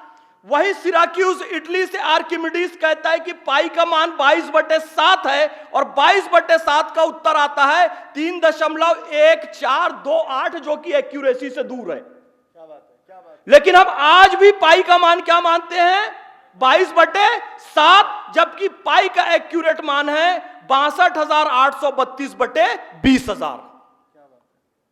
तो हम लोग इतने एक्यूरेट हैं, इटली वाला उस समय भी कंफ्यूज किया हमको प्राचीन काल में। आज भी कर रहा है। यही तो कहना चाह रहा था भैया मैं, और क्या। मैं यही कहना चाह रहा था। टूटने के लिए सितारा काफी होता और समझदार के लिए बस एक। मैं खुल के ज्यादा बात नहीं कह सकता, मैं किसी पॉलिटिकल पार्टी का सदस्य नहीं हूं, लेकिन सच बताना मेरा भी कर्तव्य है। आतंकवादियों ने हमला किया, कर दिया, कार्रवाई क्यों नहीं कर रहे हो? और जब कर्नल सोफिया कुरैशी को सामने किया, विंग कमांडर व्योमिका सिंह को सामने किया, और एक्यूरेसी से चुन चुनकर जिसको तुम कह रहे थे कि हम आतंकवादी नहीं पालते हैं, वल्लाह, तो कहां से आया मरकज सुभान अल्लाह जिसका इंडियन आर्मी ने कर दिया इन्ना लिल्लाह? कहां से आया? हमने तो एक्यूरेसी से मारा, तो कहे जी आतंकवादियों ने हमला किया, उनको मारते क्यों नहीं? और जब मारा एक्यूरेसी से और कर दिया इन्ना लिल्लाह, तो कहा से नो टू वॉर, वॉर बंद करो। अरे अभी तो कह रहे थे यार मारो, अब मार रहे तो कहते हो से नो टू वॉर। और अभी थोड़ी देर के लिए कूटनीति के तहत बोले थोड़ी देर रोक देते हैं, तो जी इंदिरा गांधी के बराबर कोई नहीं हो सकता। अभी कल फिर पीट पीट के मारेंगे तो चीटिंग कर दी बोलेंगे, क्यों मारा बोलेंगे। मारेंगे तो जरूर, लेकिन चूंकि पद और गोपनीयता की शपथ होती है, इसलिए इस विषय में मैं ज्यादा नहीं कहूंगा। लेकिन क्या होगा राजेश भैया, आपको भी पता है और मंच को भी पता है, सबको पता है और मुझे भी पता है कि आज रात या कल सुबह क्या हो सकता है। तब नहीं बोलना कि चीटिंग कर दी जी, क्यों मार दिया जी, बेचारे मासूमों को क्यों मार दिया। आतंकवादी हैं और चाणक्य का राजमंडल का सिद्धांत है, और उसी राजमंडल के सिद्धांत के तहत मारेंगे। उधर से अफगानिस्तान, बलूचिस्तान, जिनकी माताओं बहनों पर जुल्म किया, युवाओं को लाइन में खड़ा करके गोली मारी, बच्चों को बूटों के तले रौंदा, बलूची बच्चों को पाकिस्तान की आर्मी ने। उधर से बलूचिस्तान कुचल कुचल के मारेगा पाकिस्तान को, इधर से इंडियन आर्मी दबा दबा के मारेगी पाकिस्तान को। आतंकिस्तान खत्म होगा इस विश्व से, आतंकिस्तान खत्म होगा इस विश्व से। आइए राजेश भैया, विषय पर मैं आता हूं, इस्लाम और विश्व शांति। इस्लाम और विश्व शांति की हम बात करें, देखिए, या तो मैं हजरत आदम अलैहिस्सलाम से चालू करूं, या फिर इस्लाम का विकृत स्वरूप जो प्रस्तुत किया आसिम मुनीर, वहां तक आऊं। वहां से भी चालू कर सकता हूं और यहां से भी चालू कर सकता हूं। तो हम हजरत आदम अलैहिस्सलाम से लेकर इस्लाम कैसे चला, और आसिम मुनीर और जिन्ना और आसिम मुनीर आते आते क्या स्थिति हो गई, इस्लाम और विश्व शांति में हम इस बात की चर्चा करेंगे। क्योंकि जो विषय है मैं उससे विषयांतर नहीं होऊंगा, लेकिन पिछले हफ्ते भर में भैया घटनाक्रम ऐसा कुछ चला कि उस विषय को छुए बिना मन भी नहीं मानता है, और वो रिलेटेड भी इसी से है, बिल्कुल है, रिलेटेड भी इसी से। तो मैं तो बस एक 6 पंक्तियां मैंने लिखी है वो कहूंगा। 6 पंक्तियां महाराज, कवि 2 पंक्ति सुनाते हैं, मैं 6 सुनाऊंगा क्योंकि कवि नहीं हूं। Colonel Sofiya Qureshi, wing commander Vyomika Singh, जलवा है दुख्तराने हिंदुस्तान का। दुख्तराने हिंदुस्तान यानी भारत की बेटियां। जलवा है दुख्तराने हिंदुस्तान का, नामो निशान मिटा दिया दहशतगर्द पाकिस्तान का। दहशतगर्द आया था, दहशतगर्द आया था ख्वाबे हूर सजाकर। हूर फेक कंसेप्ट है, एकदम फेक। इस्लाम और विश्व शांति के मंच पे कह रहा हूं बाबा जी, हूर बिल्कुल फेक कंसेप्ट है ही नहीं है। अरे हमारे गुरुजी सोच रहे 72 सुने थे और आप इतने कॉन्फिडेंस से कर रहे, एक भी नहीं है, तो फिर वो तो संकट में पड़ जाएंगे। एक भी नहीं है। हूर है जन्नत में, और इस्लाम बिल्कुल कंसेप्ट क्लियर कर दिया है कि हूर है जन्नत में, और जन्नत है मां के कदमों में। तो सारी हूर कहां है? मां के कदम। इस्लाम के अनुसार कहूंगा, इस्लाम और विश्व शांति पर ही कहूंगा। एकदम झूठ बात कि कहीं वो 130 फुट की हूर मिलेगी और ऐसा होगा और ये होगा वो होगा। मतलब मौलाना लोग कट्टरपंथी जो बैठते हैं इतनी गंदी व्याख्या करते हैं और फेसबुक में कमेंट कैसे कैसे आते हैं, देखो इस्लाम की क्या छवि बनती है। अरे पैगंबर हजरत मोहम्मद सल्लल्लाहु अलैहि वसल्लम से उनकी पत्नी हजरत उम्मे सलमा ने पूछा तो उन्होंने क्लियर कट कह दिया था, क्लियर कट। हजरत उम्मे सलमा ने पूछा कि बताओ जन्नत की हूर ज्यादा अफजल, श्रेष्ठ, सुंदर या फिर मैं? अब पत्नी ने पूछ दिया और ये सब ऑथेंटिक बात है। तो कहा जन्नत की हूर से ज्यादा श्रेष्ठ एक ईमान वाली स्त्री है, यानी कि मेरी पत्नी है। बाबा बोले रोटी वही देगी। तो पैगंबर हजरत मोहम्मद ने बात क्लियर कर दी ना कि जन्नत की हूर अपनी पत्नी, श्रेष्ठ कौन? अपनी पत्नी। और इस्लाम में ये स्पष्ट लिखा है कि जन्नत की हूर की सरदार आपकी पत्नी होगी। कहने का मतलब यह है कि 72 मिल भी गई, आदरणीय अश्विनी भैया, कि 72 मिल भी गई। कहा यह बहुत सुंदर सा महल है, चलो जन्नत में तुमने आए हो, बहुत अच्छा काम किया, ये 72 के 72 तुम्हारी एक सुंदर महल में है, उसमें इतना बड़ा ताला लगा है, क्या इसकी चाबी, क्या ये लो चाबी तुम्हारी पत्नी के पास है, क्योंकि इन हूरों की सरदार कौन है? तुम्हारी पत्नी। अब बोलो एक को देख भी पाओगे? ये लिखा हुआ है इस्लाम में भाई, इस्लाम। और तो आप इशारों से समझते क्यों नहीं है? आप देख, वो कहेगी एक हूर को पानी भरने लगा देगी, एक को बर्तन धोने लगा देगी, एक को कपड़ा धोने लगा देगी, तुमको देखने भी नहीं मिलेगा। ये है आपकी पत्नी ही जन्नत की हूरों की सरदार होगी। तो चीजों को इशारों में समझ जाया करो। बेचारे बच्चे ये मौलानाओं की बात सुनकर शरीर में बम बांधकर कूद जाते हैं। तो दहशतगर्द आया था ख्वाबे हूर सजाकर, लाख समझाया उसे हमसे दूर चलाकर। दहशतगर्द आया ख्वाबे हूर सजाकर, लाख समझाया उसे हमसे दूर चलाकर। समझता था खुद को 30 मार खान, जहन्नम पहुंचा दिया ऑपरेशन सिंदूर चलाकर।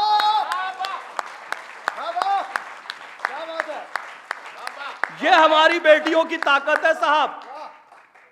अब मेरे गुरुदेव बाबा सत्यनारायण मौर्य से बात हो रही थी, बोले बेटा सिंदूर क्या है?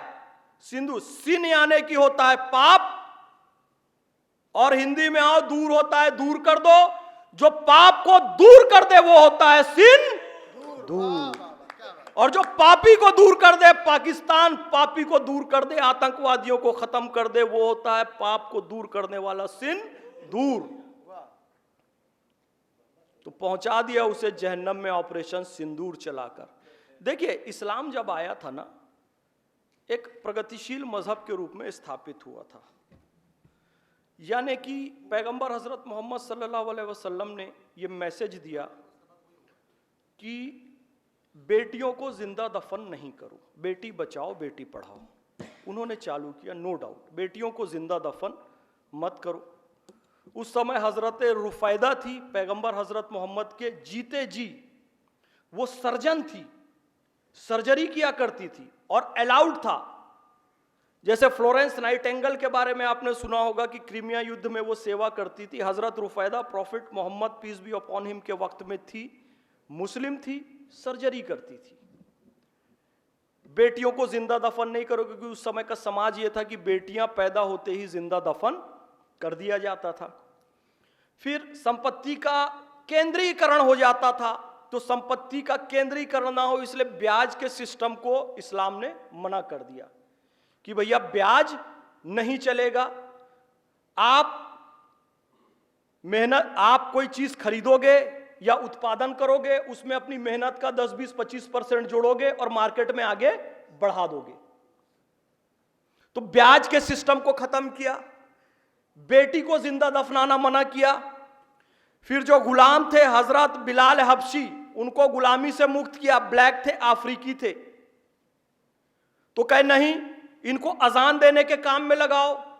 तो इस्लाम धर्म के जो 5 प्रमुख फर्ज हैं कलमा, नमाज, रोजा, हज और ज़कात। उसमें नमाज एक प्रमुख है और नमाज के लिए जो सदा दी जाती है, जिसे अजान कहा जाता है, जो कि बिना माइक और लाउड स्पीकर के सबसे पहले हजरत बिलाल हबशी ने दी थी, जो कि अफ्रीकी थे, ब्लैक थे, तो कहा ब्लैक एंड व्हाइट से कोई फर्क नहीं पड़ता है, जिसमें गुण होगा वो उस काम को करने के लिए आगे आएगा। तो समानता का सिद्धांत दिया, उन्हें ले लिया और अजान में लगाया। तो कहने का मतलब है कि नारी का सम्मान, अर्थव्यवस्था में ब्याज, और फिर इसके बाद काले गोरे के अंतर को समाप्त करना और आधुनिकता को अपनाना।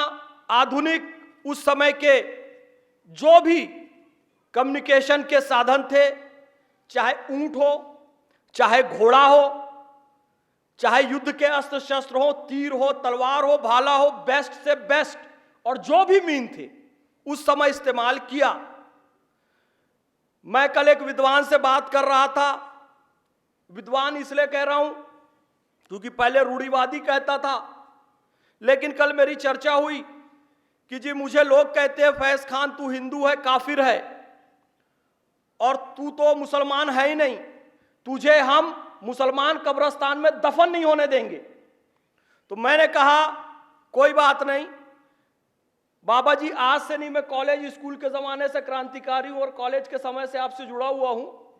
मैंने कहा भाई तू मुझे मुस्लिम कब्रिस्तान में दफन नहीं होने देगा, मैंने अपने कॉलेज के समय में फॉर्म भर दिया है कि मेरी बॉडी को डोनेट कर दिया जाए मानवता के कल्याण के लिए। अब क्या करेगा बता, अब क्या करेगा बता।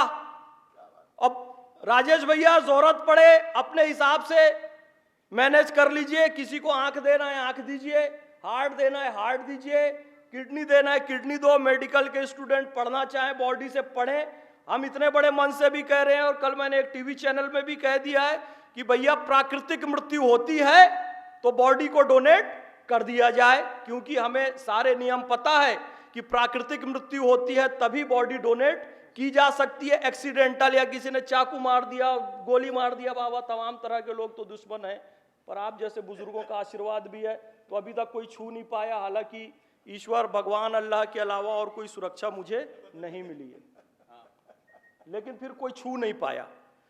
लेकिन ऐसी मृत्यु में फिर बॉडी डोनेट नहीं होती है, गोली लग गई, चाकू मार दिया, एक्सीडेंट हो गई, तलवार मार दिया। तो उस समय मां गंगा गौशाला बेड़िया खुर्द जिला खंडवा गौशाला के परिसर में दफन कर दिया जाए और वहां पर त्रिवेणी वृक्ष उसके ऊपर लगा दिया जाए। कोई मकबरा और पीर बाबा की मजार ना बना दे बाबा, नहीं तो पता चले हमारे ऊपर ही अगरबत्ती घुमा रहे हैं। त्रिवेणी वृक्ष वट वृक्ष होता है, पीपल का वृक्ष होता है और नीम का वृक्ष होता है, ये तीनों को लगा दिया जाए दबा के, वो वृक्ष ही हमारी पहचान होगी यदि एक्सीडेंटल मृत्यु होती है तो। बाकी प्राकृतिक मृत्यु में तो मैंने बता दिया। तो भाई अब इस्लाम विश्व शांति, पैगंबर अल्लाह को कहा गया रब्बिल आलमीन, अल्लाह सारे आलम का रब है, और पैगंबर हजरत मोहम्मद को कहा गया रहमतुल लिल आलमीन, सारे जगत के लिए कल्याण करता। जब सारे जगत के लिए कल्याण करता है तो यदि मेरा अंग जीते जी और मरने के बाद विश्व के कल्याण के काम आए तो मैं तो प्रॉफिट मोहम्मद की सुन्नतों पर चल रहा हूं, और किसी मौलाना में दम हो तो मेरे रक्तदान, मेरे आई डोनेशन और मेरे बॉडी डोनेशन के खिलाफ फतवा देकर दिखाए कि ये जहन्नम में जाएगा, इसका प्रॉपर कफन दफन नहीं हुआ है, नहीं दे सकता। तो कल मैं एक व्यक्ति से बात कर रहा था जो बड़ी रूढ़िवादी बात करते हैं, उन्होंने कहा भाई कोई फतवा नहीं दे सकता। वो बड़े रूढ़िवादी व्यक्ति थे, लेकिन इस बात का समर्थन कर दिया भैया उन्होंने कि कोई फतवा दे ही नहीं सकता। यदि पैगंबर हजरत मोहम्मद सल्लल्लाहु अलैहि वसल्लम भी आज के समय में होते तो रक्तदान, नेत्रदान और शरीर दान को वो स्वीकार करते। क्या बात, वाह। उस समय के हिसाब से जो भी आधुनिकतम मूल्य थे उन्होंने स्वीकार किए, और आज के समय में जो भी आधुनिकतम मूल्य होने हैं हमें स्वीकार करने हैं। यही इस्लाम है। बाबा जी बार बार कहते हैं कि रूढ़िवादिता नहीं चाहिए, बांध के रख दिया कि इसके बाद किसी वचन को नहीं माना जाएगा, इसके बाद कोई नई व्याख्या को नहीं माना जाएगा, इसके बाद किसी और व्यक्ति की बात। ऐसा नहीं है। उन्होंने अपने समय के हिसाब से बेस्ट किया बाबा, और हम लोग अपने समय के हिसाब से बेस्ट करेंगे। और इसके खिलाफ भी कोई मौलाना फतवा देकर दिखा दे। मैं बाबा की बात से हमेशा सहमत रहता हूं इस बात पे कि यार धर्म डायनेमिक होना चाहिए, गत्यात्मक होना चाहिए। पानी रुक गया तो सड़ जाएगा, बहते रहना चाहिए। इसीलिए हमने क्या किया, हमें भी पता है, सिंधु धारा का रुख हमने मोड़ दिया और सांपों को अब दूध पिलाना, लेकिन हमको पता है ज्यादा दिन रोका तो सड़ जाएगा। इधर बोला कि रोक देंगे और दूसरे दिन झेलम को वो सोच रहे हैं सूखा पड़ेगा, अरे बाढ़ ला दिए। नोटबंदी, नोट परिवर्तन, 5 मिनट पहले तक भी किसी को नहीं पता था क्या होगा। इधर बोले रोकेंगे और सुबह सुबह छोड़ दिए। इधर बोले आज मॉक ड्रिल करेंगे, आज रात को बत्ती बत्ती बुझा के मॉक ड्रिल करेंगे। और अभी बोले हैं सीज फायर करेंगे। फिर कह रहा हूं समझ जाओ इशारा, हड़बड़ाओ नहीं, चिंता नहीं करो। तो कोई भी आधुनिक मूल्य के खिलाफ फतवा नहीं दे सकता। देकर, मैं जो बातें कह रहा हूं उसमें देकर दिखाओ ना। बाबा जी एक प्रगतिशील व्याख्या आई, बिस्मिल्लाहिर्रहमानिर्रहीम, शुरू करता हूं अल्लाह के नाम से। भाई जब करता हूं बोल दिया तो फिर औरत क्या बोलेगी, महिला क्या बोलेगी? इसका अनुवाद करता हूं कर दिया तो ये तो पुरुष के लिए हो गया, महिला के लिए क्या होगा और तृतीय लिंग के लिए क्या होगा? तो फिर प्रगतिशील मुसलमानों ने उसकी व्याख्या की, बिस्मिल्लाहिर्रहमानिर्रहीम, शुरू करता हूं अल्लाह के नाम से। ये गलत है, अल्लाह के नाम से शुरू ये सही है। अब अल्लाह के नाम से शुरू पुरुष कहे, महिला कहे या तृतीय लिंग वाला कहे, अल्लाह के नाम से शुरू बिस्मिल्लाहिर्रहमानिर्रहीम का ये सही अनुवाद है। तो बाबा जी बात ये है ना कि अच्छी और नई व्याख्याएं तो करना ही पड़ेगा, क्योंकि बड़े गंभीरता से एक बात कहना चाहूंगा, हमें दलितों के बीच में जाकर काम करना है, अपने दलित भाइयों के बीच जाकर काम करना है। और हमने 10 लोगों की बाबा जी एक टीम तैयार कर दी और कहा भाई आपको दलित भाइयों के बीच जाकर काम करना है तो सबसे पहले तो वो 10 लोग जो तैयार हुए हैं वो बाबा साहब अम्बेडकर की प्रतिमा को नष्ट करेंगे और उसका एक वीडियो बनाएंगे, और उसके बाद महात्मा ज्योतिबा फुले के बारे में अपशब्द कहेंगे और उसका भी वीडियो बनाएंगे। और ये वीडियो वायरल करने के बाद वो 10 के 10 लोग दलित भाइयों के बीच जाकर उनके विकास के लिए काम करेंगे। क्या ऐसा संभव है? वो 10 लोग जा सकते हैं अब दलितों के बीच में? अब हम ऐसा कर दें कि भाई प्रॉफिट मोहम्मद के बारे में अंदर घुसकर बाबा जी बाल की खाल निकाल डालें, कुरान शरीफ की ऐसी ऐसी व्याख्या कर दें और कहे ये बोलो मंच से, तो वो सारा काम करवाने पे मजबूर करवा दो। अब कहो यार मुसलमान बिगड़े हुए, जाके उनको सुधारो। अब कैसे जाऊं मैं? ये तो समस्या हो जाएगी ना। जब तक कि हम कुरान शरीफ की बहुत सारी पॉजिटिव व्याख्या लेके नहीं चलेंगे, Prophet Muhammad peace be upon him की सारी पॉजिटिव व्याख्या लेके नहीं चलेंगे, मुसलमानों को समझ वैसे ही आएगा। सब कुछ निगेटिविटी लेके चलेंगे तो मैं उनको समझाऊं तो कैसे समझाऊं? फिर 20 से 25 करोड़ हैं, एक्यूरेट जनसंख्या नहीं पता है, लेकिन समुंदर में नहीं फेंक सकते ना। और गृह युद्ध वो भी नहीं कर सकते, देश का नुकसान है। तो कुल मिला के वैचारिक आंदोलन चलाना ही पड़ेगा जो गुरुदेव इंद्रेश जी चला रहे हैं। क्या बात, वाह। उनके मार्गदर्शन में हम सब चला रहे हैं। और जब मैं कहता हूं बॉडी डोनेशन करूंगा तो कई सारे मुस्लिम युवा सुन भी रहे हैं और मन ही मन कह भी रहे हैं कि भाई बात तो सही है। तो इसलिए वैचारिक आंदोलन चलाने की आवश्यकता है। इसलिए नरेंद्र मोदी जी ने भी कहा, 1920 में गांधी जी ने गुजरात विद्यापीठ की स्थापना की अहमदाबाद में, अभी भी गुजरात विद्यापीठ है। उसमें 2 कोटेशन लिए, एक सा विद्या या विमुक्त ये विद्या मुक्त करती है, और एक अरबी का कोटेशन लिया जिसको नरेंद्र मोदी जी भी अपनी भाषण में अक्सर कहते हैं, अल हिकमत ज़ाल्लतुल मोमिन फहसो वज़दहा अहक्को बेहा। दुनिया में कहीं भी ज्ञान मिले उसे अपना ही खोया हुआ ज्ञान मानकर निसंकोच हासिल करना हर मुसलमान का हक है। कहने का मतलब है भैया, थोड़ा सा ज्ञान हासिल करो तो वेद का भी ज्ञान हासिल करोगे, गीता का भी ज्ञान हासिल करोगे, रामायण का भी ज्ञान हासिल करोगे। ये सब मुसलमानों का ही खोया हुआ ज्ञान है। इसीलिए मैं कहता हूँ मोहम्मद फैज़ खान इस्लामी शरीर और वेदांती मस्तिष्क वाला व्यक्ति है। वो सब मेरा ही ज्ञान है, मेरा ही खोया हुआ ज्ञान है। वो हर मुसलमान को इस बात को समझना चाहिए।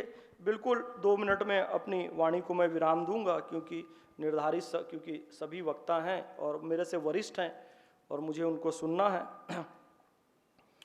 तो मैं यही कह रहा था कि सही सही हम व्याख्या करेंगे तो मुसलमानों के बीच, और बाबा जी परिवर्तन भी आया है। मैं नाम लेकर बोल रहा हूं। अब बरेली के शहाबुद्दीन रिजवी हैं, तो वो सलमान खान के खिलाफ जिन्होंने यार राम मंदिर की घड़ी पहन ली जी, क्यों पहन ली, और मोहम्मद शमी की बीवी के खिलाफ कि ये ऐसे क्यों बिना बुरखे के घूम रही है, उनके साथ मैं बैठा टाइम्स नाउ में, होली का विषय चल रहा था। मैंने कहा कि ये कपड़ा पाक व पवित्र है, ये पानी पाक व पवित्र है, कोई इसमें मलमूत्र नहीं मिला है, इसमें एक गुलाल का अंश जो कि पूरा पाक व पवित्र है, कोई मलमूत्र नहीं मिला, इसको पानी में मैंने डाला और अब ये पानी का छींटा आपके कुर्ते पे पड़ गया। नमाज होगी या नहीं होगी? किसी में कोई गंदगी नहीं मिली हुई है, सब बिल्कुल शुद्ध है।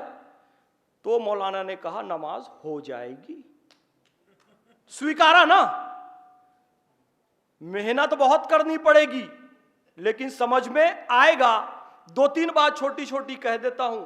इस्लाम जो है समस्या खड़ी करने का नाम नहीं है, समस्या के समाधान का नाम है। हर समस्या के समाधान का नाम इस्लाम है, लेकिन कट्टरपंथी मौलानाओं ने कर दिया हर समाधान में समस्या खड़ी करने का नाम इस्लाम पैदा कर दिया। कहते हैं जी गोमूत्र से कैंसर का इलाज होता है। ऑस्कर फर्नांडिस राज्यसभा में स्टेटमेंट दे रहे हैं कि मेरा कैंसर किससे ठीक हुआ? गोमूत्र से ठीक हुआ। धर्मवीर जी भिवानी के सांसद है वर्तमान में, मैं उनके साथ बैठा था, कहे जी ट्यूमर था, दर्द होता था, तड़पता था, एक गो भक्त के कहने पर गोमूत्र पीना चालू किया, ट्यूमर का दर्द चला गया। धर्मवीर जी अभी हैं, आप उनसे जाकर मिल सकते हैं। कहे जी ये तो इस्लाम के खिलाफ है। इस्लाम हर समस्या के समाधान का नाम है। इस्लाम ये कहता है कि जो चीज मना की गई, मूत्र नापाकी है, किंतु यदि जान बचाने के लिए इस्तेमाल करना पड़े तो ऐसी चीज का भी इस्तेमाल कर सकते हो जो कि मना की गई है। तो गोमूत्र अलाउ हो गया। अरे जानवर का गोश्त मना है, लेकिन मरने की नौबत आ जाए तो इस्लाम तो यह भी कहता भैया जान बचाने के लिए उस समय तो सॉल्यूशन तो बता रहे हैं ना। अब आप एक ऐसी जगह में खड़े हो, ये सब मैं अकॉर्डिंग टू इस्लाम बता रहा हूं। इस्लाम लचीला है, फ्लेक्सिबल है, कट्टर इन्होंने बनाया है आसिम मुनीर जैसे लोगों ने। बादल छाए हुए हैं, कहीं ना चांद दिख रहा है, ना तारा दिख रहा है, ना सूरज दिख रहा है। अब नमाज पढ़ना है, किधर पढ़े? काबा की तरफ मुंह करके पढ़ना है। तो कुरान शरीफ कह दिया रब्बुल मशरिकैन व रब्बुल मगरिबैन फबिय्यि आलाई रब्बिकुमा तुकज़्ज़िबान। अल्लाह दोनों मशरिक मगरिब पूरा पश्चिम सबका रब है, और सब किसी भी तरफ मुंह करके नमाज पढ़ लो, अल्लाह की रहमत बरसती है। तो समाधान बताया। अब दिशा पता ही नहीं चल रही तो कैसे करें? तो समाधान का नाम इस्लाम है। बातें बहुत सारी है, लेकिन फिलहाल के लिए इतना ही कहूंगा कि कुरान शरीफ की आयत 2 सूरह बकरा, जिसका नाम है गाय का अध्याय, कुरान शरीफ का सबसे बड़ा सूरा है, उसका नाम है गाय का अध्याय। उसमें 201वीं आयत है, रब्बना आतीना फिद दुनिया हसनतौ व फिल आखिरते हसनतौ व क़िना अज़ाबन्नार। कि रब्बना आतैना फिद दुनिया, लोग कहते भाई आखिरत को संवारो, उधर जन्नत की तैयारी करो, ये दुनिया में कुछ नहीं रखा है। लेकिन हर मुसलमान जो बेस्ट दुआ करता है कुरान शरीफ की, वो ये है कि रब्बना आतैना फिद दुनिया, कि अल्लाह पहले हमें दुनिया में सुकून से रख, रब्बना आतना फिर दुनिया हसनतम व फिल आखिरत, फिर आखिरत में कामयाबी दे। तो दुनिया को जहन्नम बनाकर उधर जन्नत नहीं मिलेगी। मीर यार खां साहब ठीक बात है ना?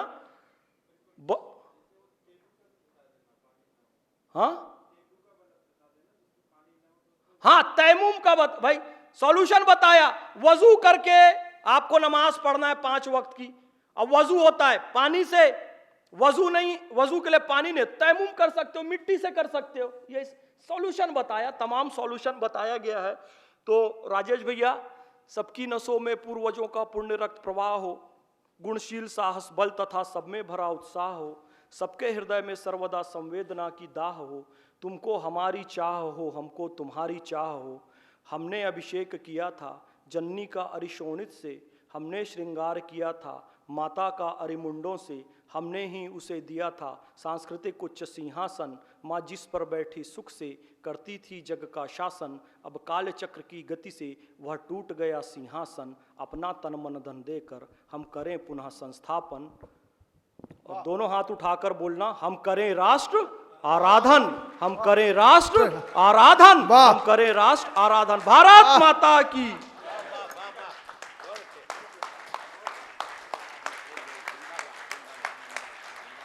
भाई मोहम्मद फैज खान के लिए तालियां कमजोर बजाइए आप लोग।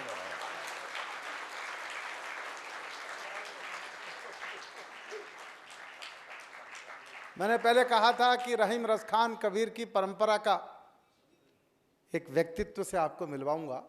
मेरी बात ठीक थी कि गलत थे? संजीव गोयल साहब आ जाए, राजीव तो शामवाल, राजीव गोयल साहब आ जाए। आप दोनों महापुरुष आके एक स्मृति चिन्ह से सम्मान करें मोहम्मद फैज खान साहब का। संजीव भैया,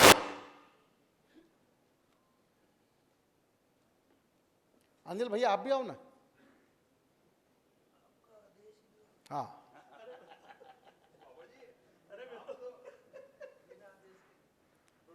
बाबा जी के साथ सब फोटो खिंचवाना चाहते हैं, अच्छी बात है। बाबा जी हमारे सेलिब्रिटी हैं जी। पुस्तक तैयार रखो भैया। हाँ, राजीव भैया आप बीच में आ जाओ, बीच में फंस जाओ।